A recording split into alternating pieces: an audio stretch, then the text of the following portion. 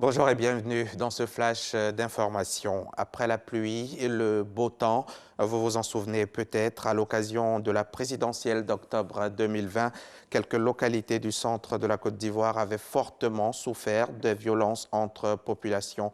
Aujourd'hui que cette page sombre est tournée, Janoa Ousoukwadio, le président du Sénat, par ailleurs président des cadres du centre de la Côte d'Ivoire, invite les membres de l'association à investir le terrain pour parler paix et cohésion sociale. Les détails à suivre dans le 13h. D'ici là, parlons programme d'urgence de réhabilitation et d'équipement des centres de formation technique et professionnelle.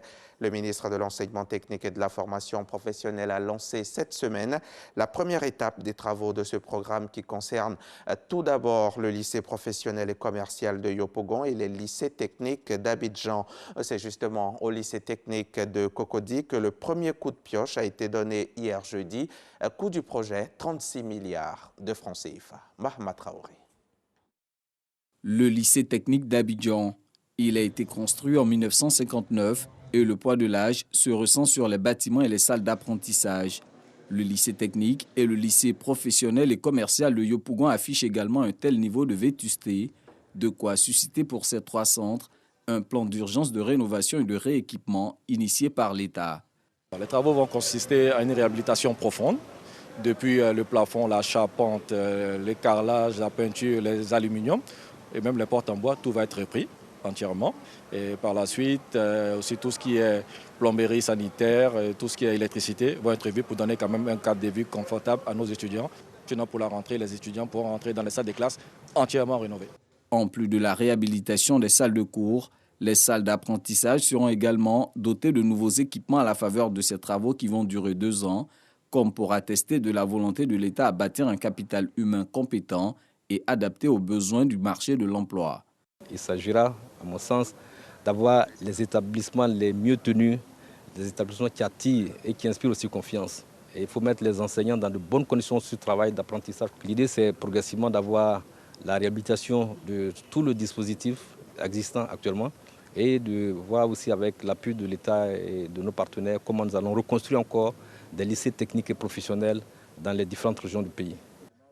Outre Abidjan, ce vent de rénovation va aussi s'étendre aux établissements d'enseignement technique et professionnel de l'intérieur du pays.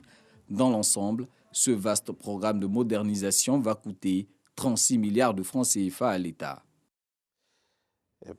Pendant ce temps, de l'autre côté de Cocody, le ministre de l'Équipement et de l'Entretien routier, lui, effectuait une visite de chantier des travaux de construction de voirie à la Riviera Golf. C'est la voie partant du carrefour Mbadon, rond-point Mputo, ambassade des États-Unis, en passant par le carrefour Sol-Béni. Il s'agit d'élargir cette voie longue de 8 km au total pour le bonheur des automobilistes. On verra tout cela avec Jean-Louis Gbangbo dans notre édition de 13h. Un incident entre pêcheurs et éleveurs a dégénéré mardi dernier dans l'extrême nord du Cameroun. Des affrontements ont fait 12 morts et 48 blessés dans la zone de Logon-Birni, près de la frontière tchadienne, selon le gouverneur de la région qui juge que la situation est désormais sous contrôle. 7 millions d'électeurs étaient appelés aux urnes pour plusieurs scrutins. Nous sommes en Zambie. Plusieurs scrutins donc dont la présidentielle. Ils devaient départager 16 candidats dont le sortant, Edgar Lungu, face à son rival historique Hakainde Hichilema, qui se présentait pour la 6e fois. Scrutin marqué par quelques incidents et des perturbations sur Internet. Selon les autorités, il faudra 72 heures pour terminer le comptage des bulletins. Les Zambiens espèrent donc avoir leurs résultats dimanche soir, 15 août. Face à l'avancée des talibans en Afghanistan, le Royaume-Uni et les États-Unis organisent l'évacuation de leurs ressortissants et d'Afghans ayant travaillé pour eux. Les deux pays vont pour cela envoyer des troupes supplémentaires. L'arrivée de ces renforts militaires devrait commencer dans quelques jours seulement. 600 soldats seront envoyés par le Royaume-Uni. Leur mission sera d'assurer la sécurité de l'ambassade à Kaboul et l'évacuation des ressortissants afghans ayant aidé le Royaume-Uni. Les États-Unis, eux, vont renvoyer 3000 soldats en Afghanistan. Pour Washington aussi, cette mesure vise à sécuriser les évacuations. On se retrouve tout à l'heure, à 13h.